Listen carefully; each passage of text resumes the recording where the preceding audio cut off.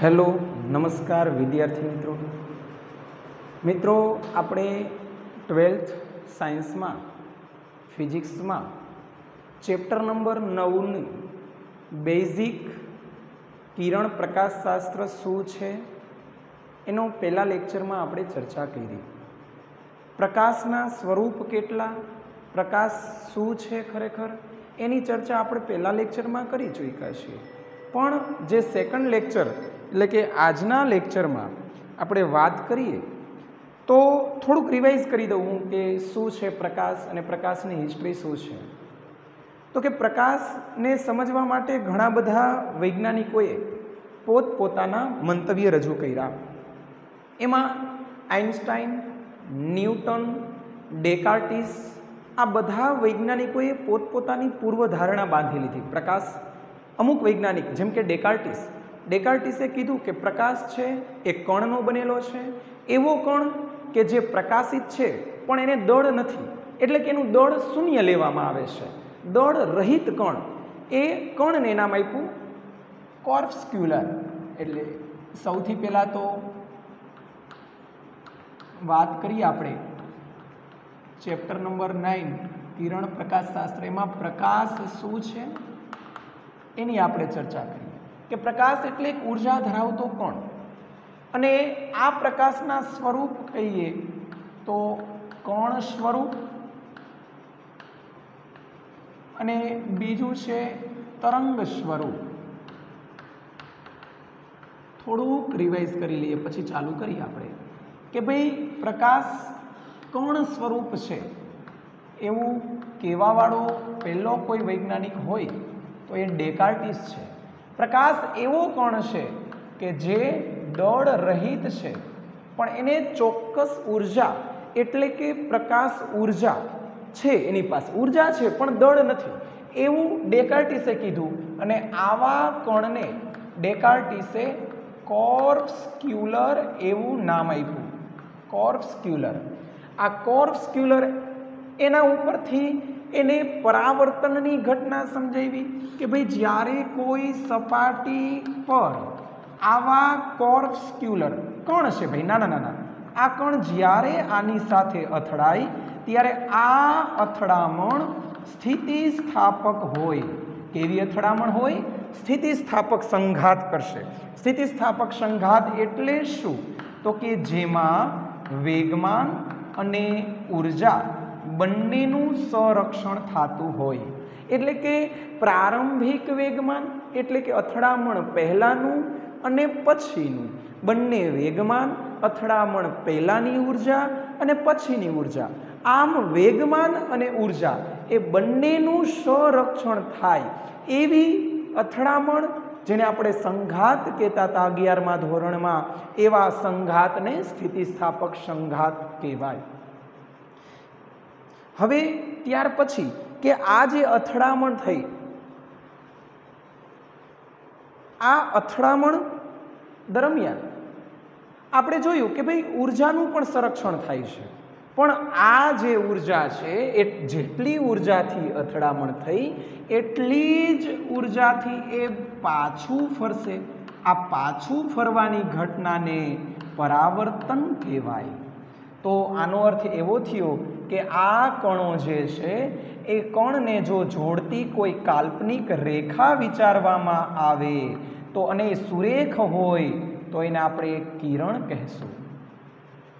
आवुं किरण स्वरूपमां आपणे भणशुं पण अत्यारे तो डेकार्टिसे शुं कीधुं एनी चर्चा करी छे आपणे कि भाई आ जे छे एनी मददथी एटले के कण स्वरूपथी परावर्तननी घटना समजावी शकाय छे।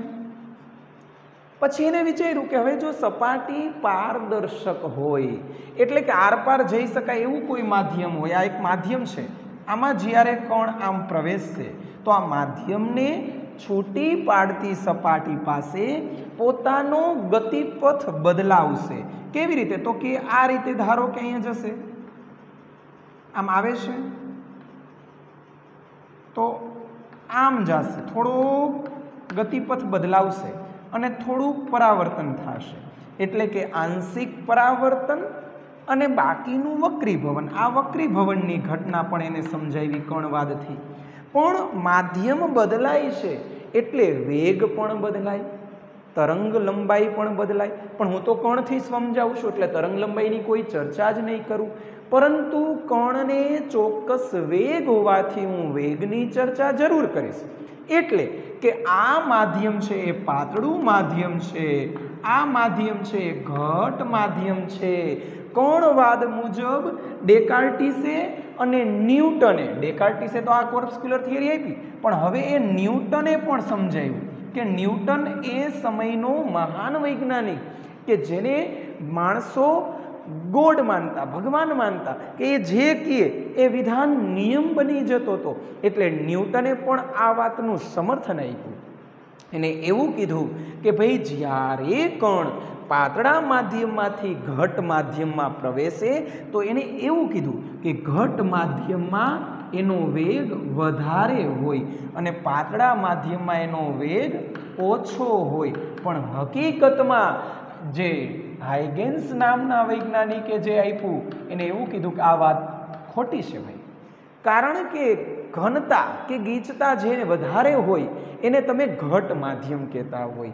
અને તમને ખબર છે કે ટ્રાફિકવાળો રસ્તો હોય તો એમાં તમારું વ્હીકલ ધીમે ધીમે ચાલે, તો અહીંયા એ જ લોજિક લાગવું પડશે કે ભાઈ ઘટ માધ્યમ છે એ ટ્રાફિકવાળો રસ્તો છે, એ ગીચ રસ્તો છે, તો અહીંયા એનો વેગ ખરેખર વધારે હોવાને બદલે ઓછો હોવો જોઈએ. એટલે આ વાત એના મગજમાં બેઠી નહીં. ન્યૂટને એવું કીધું હતું કે આવું હશે, પણ અહીંયા ન્યૂટનની પૂર્વધારણા ખોટી પડે છે કે ભાઈ ઘટ માધ્યમમાં ખરેખર વેગ વધારે ન હોવો જોઈએ, ઓછો હોવો જોઈએ. એટલે વક્રીભવનની ઘટના છે એ કણ સ્વરૂપથી સમજાવી શકાતી નથી. આમ સમજાવી પણ એનું આ વાત હતી, જે એનું આ વિધાન હતું એ ખોટું પડ્યું.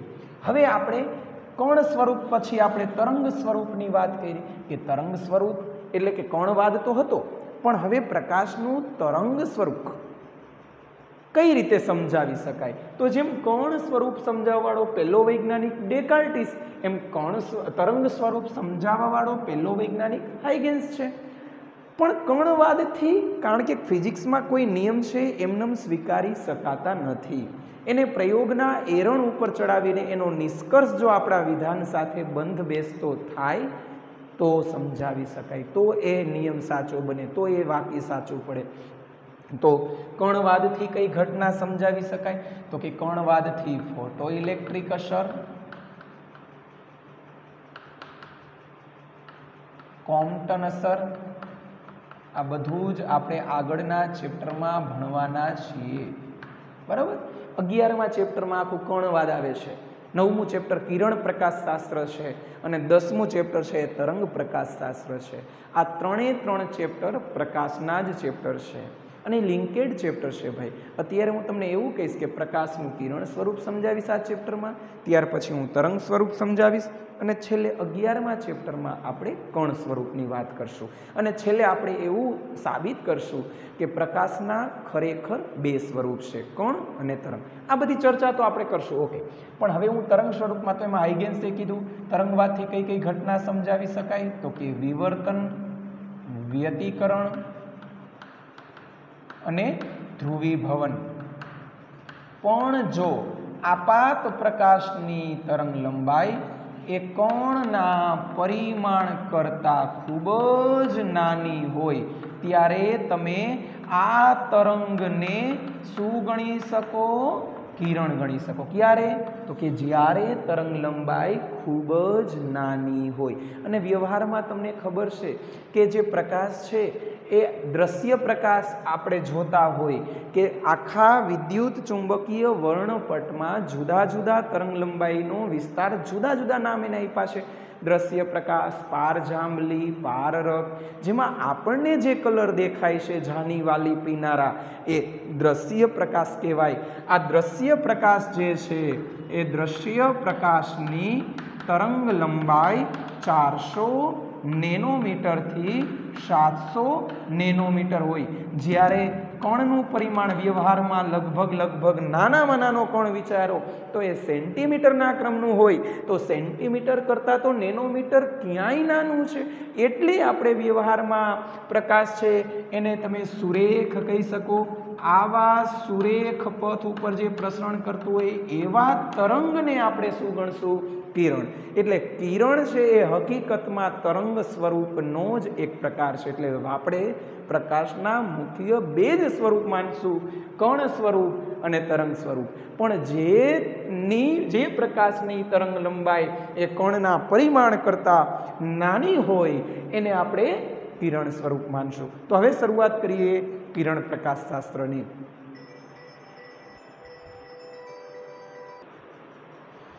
હવે આ જે કિરણ છે એ કિરણ સ્વરૂપ માટે કઈ કઈ વસ્તુ યાદ રાખવાની? તો પ્રકાશના તમે તરંગને કિરણ સ્વરૂપ તો જ લઈ શકો જો આવા નાના નાના બિંદુને જોડતો ગતિપથ જો સુરેખ હોય, એટલે કે સુરેખ પથ પર પ્રસરણ થતું હોવું જોઈએ. આ પહેલો પોઈન્ટ. પછી તો કે પ્રકાશ જે છે સુરેખ પથ ઉપર પ્રસરણ થાય ક્યાં સુધી? તો કે જ્યાં સુધી એને કોઈ અડચણ ન આવે, એટલે કે વિક્ષોભ ન આવે. જો કોઈ પરાવર્તક સપાટી ઉપર આ કિરણ આપાત થાય ત્યારે એ જ માધ્યમમાં પાછું ફરે. આ પાછા ફરવાની ઘટનાને આપણે પરાવર્તન કહેતા હોય. અને કોણ પરાવર્તન કરે? તો કે જે પરાવર્તક સપાટી હોય, જે અપારદર્શક હોય. એટલે તો કે જો કાચ છે, કાચનો ગુણધર્મ પારદર્શિતાનો છે કે હું કાચ હોય, સાદો કાચ, તો એની આરપાર હું જોઈ શકું, એને પારદર્શક કહેવાય. પણ જો કાચની કોઈ એક સપાટીને કલર કરી નાખવામાં આવે તો એ અપારદર્શક થઈ ગયું કહેવાય. તો હવે અપારદર્શક સપાટી હોય તો એ પછી બીજી બાજુ પ્રકાશને પહોંચવા દેશે નહીં. જ્યાંથી આવ્યો એ જ માધ્યમમાં પાછો મોકલી દેશે. અને આ ઘટનાને આપણે પરાવર્તન કહેશું. તો હવે આપણે પરાવર્તન ભણવાનું છે. ચાલો, ઓકે. તો હું પરાવર્તનની ઘટના સમજાવું, એટલે કે આપણી ટેક્સ્ટબુકની હવે થિયરી ચાલુ કરવાના છીએ. ઓકે. તો પરાવર્તન એટલે શું? તો એની વ્યાખ્યા તમે એવી લખી શકો કે જ્યારે પ્રકાશનું કોઈ કિરણ, જ્યારે પ્રકાશનું કોઈ કિરણ, ચાલો આપણે લખીએ પરાવર્તન. તો પરાવર્તનની વ્યાખ્યા હમણાં હું વાત કરું છું એ મુજબ કે જ્યારે પ્રકાશનું કોઈ એક કિરણ કોઈ પરાવર્તક સપાટી ઉપર આપાત થાય અને એ જ માધ્યમમાં પાછું ફરે તો આ પાછા ફરવાની ઘટનાને પરાવર્તન કહેવાય. આવી સાદી વ્યાખ્યા છે. તો આ વ્યાખ્યા તમે લખી શકો. હવે પરાવર્તન જે છે એ કોણ કરે? તો પરાવર્તન એટલે તમને ખબર છે કે જે અરીસો હોય એ અરીસાની મદદથી થાય. અને અરીસો કેવો હોય? તો કે અરીસો છે એને એક સપાટી હોય એ પરાવર્તક સપાટી કહેવાય. જે અપારદર્શક હોય તો અરીસા જે છે, અરીસા તો જુદા જુદા છે. અરીસાના પ્રકાર આપણે વાત કરીએ તો બે પ્રકાર છે અરીસાના. એક છે સમતલ અરીસો અને બીજો છે ગોળીય અરીસો.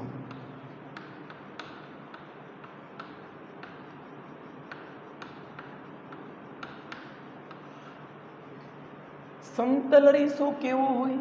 તો કે જે વ્યવહારમાં આપણે ડ્રેસિંગ રૂમમાં યુઝ કરતા હોય, આપણા વોર્ડરોબમાં, બરાબર, વોર્ડરૂમમાં, એટલે કે જ્યાં તૈયાર થતા હોય ત્યાં કેવો અરીસો હોય? તો કે એની પરાવર્તક સપાટી સમતલ હોય, ફ્લેટ હોય, આવો હોય કે જેની પરાવર્તક સપાટી સમતલ હોય. એને આપણે સમતલ અરીસો કહીશું. કોને પરાવર્તક સપાટી કહેવાય? તો ધારો કે હું અહીંયા બતાવું તમને, તો આ કાચ છે, એટલે અહીંયા જે પ્રકાશનું કિરણ છે, આ પ્રકાશનું કિરણ આમ આવે તો એ આરપાર આમ નીકળી જાય જો કાચ હોય તો. પણ જો હું અહીંયા અપારદર્શક માધ્યમથી કોટિંગ કરી દઉં, કલર કરી દઉં, તો પછી હવે આ ઉપરની જે સપાટી છે એ પરાવર્તક સપાટી કહેવાય. અને તમે અહીંયા જોઈ શકો પરાવર્તક સપાટી છે એમ સમતલ છે, એટલે હું આને સમતલ અરીસો કહીશ.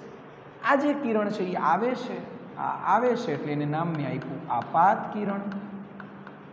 જે બિંદુ ઉપર આમ ભટકાણું પહોંચ્યું તો એ બિંદુ ઉપર તમારે આ સપાટીને શું દોરી લેવાનું?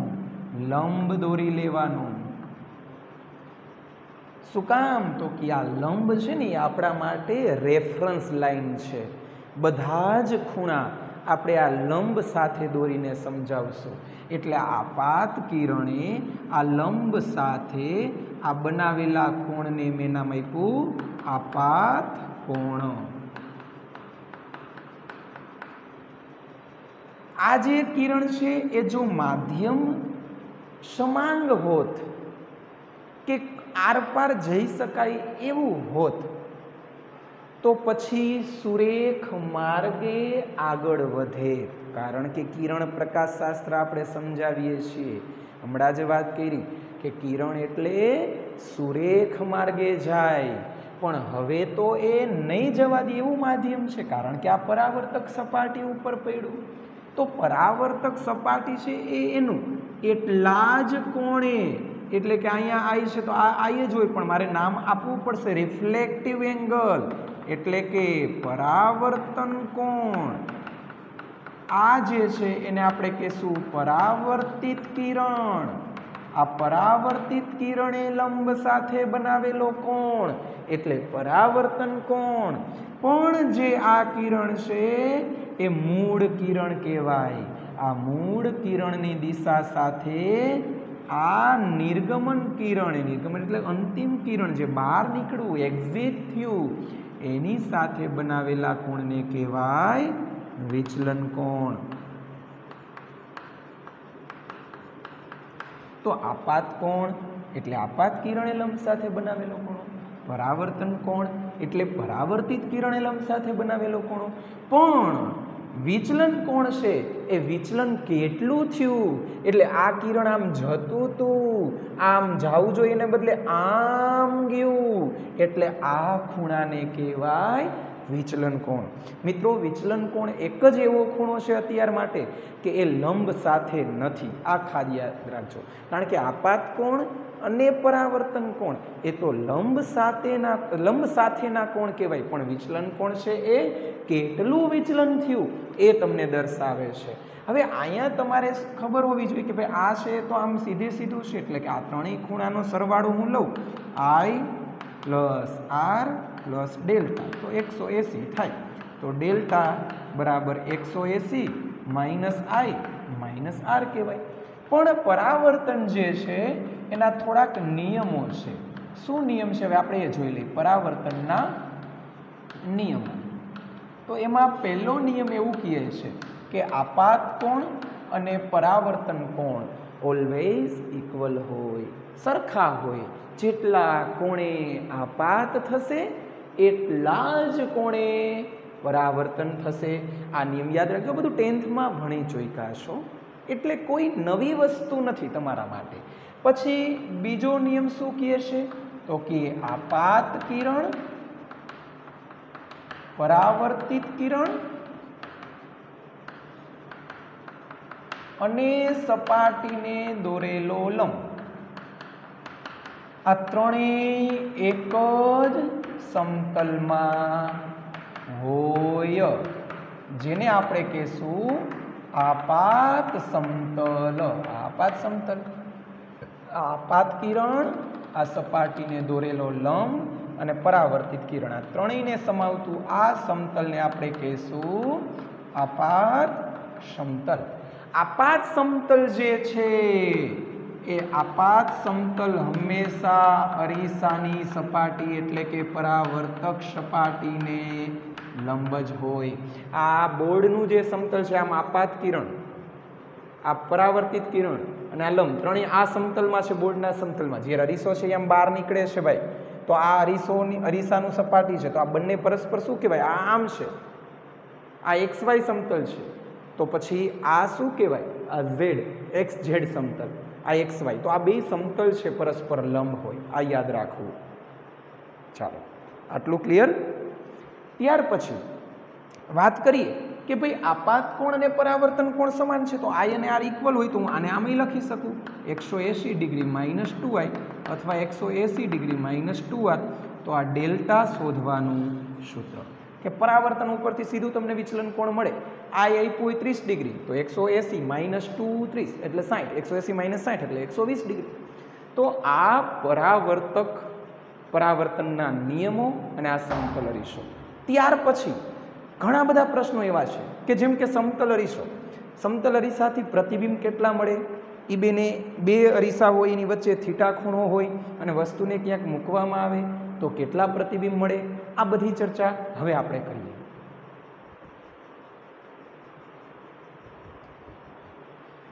તો બે અરીસા ધારો કે આપણે આ ગોળી અરીસો છે ને એ આપણે નેક્સ્ટ લેક્ચરમાં ભણીશું. ઓકે, અત્યારે હું તમને કહું તો આ રીતે છે, જો કે ભાઈ બે સમતલ અરીસા છે, એક અરીસો આ છે અને બીજો અરીસો જે છે ને એ આવી રીતે છે. ચાલો, આ બે વચ્ચે કંઈક ખૂણો છે થીટા, આ અરીસો 1 અને આ અરીસો 2, બે વચ્ચેનો ખૂણો છે થીટા. અને જો અહીંયા ક્યાંક વસ્તુ મૂકવામાં આવે, વસ્તુને આપણે ઓ વડે દર્શાવશું કારણ કે એને ઓબ્જેક્ટ કહેવાય, ત્યારે પ્રતિબિંબની સંખ્યા શોધવી હોય કે કેટલા પ્રતિબિંબ મળે, તો પ્રતિબિંબની સંખ્યા માટે પહેલાં આપણે n ગણશું કે ભાઈ n છે, n શોધવા માટેનું આ સૂત્ર છે 360/θ. આ મળ્યા પછી જો આનો જવાબ બેકી સંખ્યા મળે એટલે ઇવન હોય તો પ્રતિબિંબની સંખ્યા માટેનું સૂત્ર n-1. રેડી? જો બેકી સંખ્યા મળે એટલે કે ઇવન હોય, જેને આપણે બેકી સંખ્યા કહેતા હોય, તો આ સૂત્ર લાગુ પડશે. અને જો આનો જવાબ ઓડ આવે એટલે કે એકી સંખ્યા આવે તો પછી જે હોય એ જ જવાબ તમારે મૂકી દો. હું ફરીથી રિપીટ કરું કે બે અરીસા વચ્ચેનો કોણ તમને એમ કહે 60 ડિગ્રી છે, 60 ડિગ્રી છે, બે અરીસાને એકબીજા સાથે 60 ડિગ્રીનો ખૂણો બનાવ્યો અને અહીંયા ક્યાંક વસ્તુ મૂકવામાં આવે તો વસ્તુના કેટલા પ્રતિબિંબ રચાશે, તો અહીંયા મૂકવાનું. થીટા કેટલો બોલ્યો હું? 60, 360/60 એટલે 6 છે એ જોવાનું, જવાબ બેકી આવ્યો તો 6 માંથી 1 બાદ કરી નાખો, જવાબ આવે 5. ક્લિયર? પણ જો હું અહીં એમ કહું કે ભાઈ 120 મેં મૂક્યો એટલે કે બે અરીસાને 120 ડિગ્રીના ખૂણે આમ રાખ્યા છે અને વસ્તુનું પ્રતિબિંબ કેટલા મળશે, તો અહીંયા 120 મૂક્યા, 3 તો 3 એકી સંખ્યા કહેવાય તો જવાબ 3 જ આવે. તો આ પ્રતિબિંબની સંખ્યા શોધવા માટેનું સૂત્ર. રેડી? ત્યાર પછી સમતલ અરીસાની હું આજે વાત કરવાનો છું આજના લેક્ચરમાં. ગોળી અરીસા આપણે નેક્સ્ટ લેક્ચરમાં ચર્ચા કરશું. એકદમ ધીરે ધીરે બધી વસ્તુ જે હું બોર્ડ ઉપર લખાવ એ નોટબુકમાં નોટ કરવાની આદત પાડજો. રેડી? જેથી કરીને આ બધા મુદ્દા તમારે રિવિઝન વખતે ધ્યાન દે. આ MCQ માટે હું તમને સમજાવું છું. હવે આ જે અરીસો છે, ચાલો આ સમતલ અરીસો છે, અહીંયા આમ વસ્તુ રાખેલી છે, આ વસ્તુની ઊંચાઈને હું HO કહી દઉં, આ વસ્તુનું અહીંયાથી અંતર એને હું U કહી દઉં. તો સમતલ અરીસાનો એક આગવો ગુણધર્મ એવો છે કે જેવડી વસ્તુ હશે ને આ વસ્તુમાંથી બે કિરણો નીકળ્યા, ચાલો આ ત્રુટક રેખા, તો આ એટલા જ અંતરે પાછળ પ્રતિબિંબ એવું જ રચાશે. એટલે કે આ પ્રતિબિંબ અંતરને હું V કહી દઉં, પ્રતિબિંબની ઊંચાઈને હું HI કહું, વસ્તુની ઊંચાઈને HO, વસ્તુ અંતરને U, તો V બરાબર U, HI બરાબર HO, એવડું જ એટલે મોટવણી M બરાબર 1 મળશે. મોટું ન કર્યું, નાનું ન કર્યું એટલે એનો પાવર 0 મળશે. કેન્દ્ર લંબાઈ અનંત મળે, વક્રતા ત્રિજ્યા પણ અનંત મળે. આટલી વસ્તુ સમતલ અરીસા માટે યાદ રાખી લેવાય. રેડી? કે સમતલ અરીસાની સામે જેટલા અંતરે જેવડી વસ્તુ હશે, તો અરીસા આ વસ્તુનું પ્રતિબિંબ અરીસાની પાછળની બાજુ એટલા જ અંતરે અને એવડું જ પ્રતિબિંબ રચાશે. અને આ પ્રતિબિંબ જે છે ને એ આભાસી હશે, ચત્તુ હશે અને વસ્તુ જેવડું હશે. એટલે આની મોટવણી એક કહેવાય. આપણે ભણવાના છે ને, અગાઉ તમે સાંભળેલું છે મોટવણીની વ્યાખ્યા, કે મોટવણી શું છે? તો કે વસ્તુ કરતાં પ્રતિબિંબ કેટલું મોટું મળે છે એ દર્શાવતી રાશિ એટલે મોટવણી. તો બસ આ સાથે આપણે આજનો લેક્ચર અહીંયા પૂરો કરશું. પણ એક પૂરો કરતાં પહેલાં 1 મિનિટ, કે હવે તમને એવો પ્રશ્ન પૂછે કે વસ્તુ છે ને એ v વેગથી આમ જાય છે, vo, હાલો વસ્તુનો ઓબ્જેક્ટનો વેગ vo છે, તો પ્રતિબિંબ પણ એટલા જ વેગથી આ તરફ જશે. પણ આ તરફની દિશાને હું ધન કહું તો આ તરફની દિશાને માઇનસ કહેવું જોઈએ. તો અહીંયા હું અત્યારે vi કહું તો vi અને vo ના મૂલ્ય સરખા હશે. યાદ રાખજો, મૂલ્ય એટલે માનાંક, મૂલ્ય સમાન હશે, પણ એક પ્લસ હશે ત્યારે બીજું માઇનસ. હું એમ કહું કે અહીં સામે અરીસો છે, સમતલ અરીસો, અને એની સામે હું આમ 30 મીટર પ્રતિ સેકન્ડના વેગથી દોડું છું, તો મારું પ્રતિબિંબ અરીસાની પાછળ 30 મીટર પ્રતિ સેકન્ડના વેગથી મારી તરફ દોડશે. તમને ખબર છે, તમે અરીસાની તરફ દોડવા માંડો તો પ્રતિબિંબ પણ અરીસા તરફ દોડે, તમે અરીસા તરફ. આ બંનેની દિશા વિરુદ્ધ છે. એટલે જો અરીસો સ્થિર હોય અને તમને એમ કે અરીસાની સાપેક્ષે પ્રતિબિંબનો વેગ શોધો, તો જેટલો વસ્તુનો એટલો જ પ્રતિબિંબનો, કોણ માઇનસ. રેડી? કારણ કે આની સાપેક્ષે બોલ્યા છે, તો આ તો સ્થિર છે, તો સ્થિરની સાપેક્ષમાં તો જે હોય એ જ હોય, પણ આ પ્લસ હોય તો આ માઇનસ.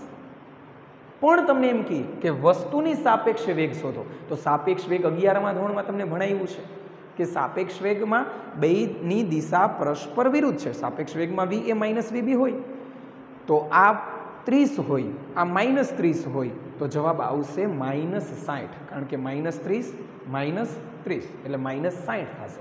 એટલે કે જો પ્રતિબિંબનો, અહીંયા આપણે લખી નાખી, પ્રતિબિંબનો વસ્તુની સાપેક્ષે વેગ કે તો -2vo, બરાબર, vi બરાબર -2vo, અને પ્રતિબિંબનો એટલે કે સ્થિર અરીસા, યાદ રાખજો, સ્થિર અરીસાની સાપેક્ષે કે તો vi બરાબર ખાલી -vo. આ નોંધ કરીને લખી નાખજો, કામ લાગશે MCQ માટે. બસ આ સાથે આપણે લેક્ચર આજનો પૂરો કરીએ. ફરી પાછું નવા ટોપિક સાથે નવા લેક્ચરમાં મળશું. All the best, bye bye.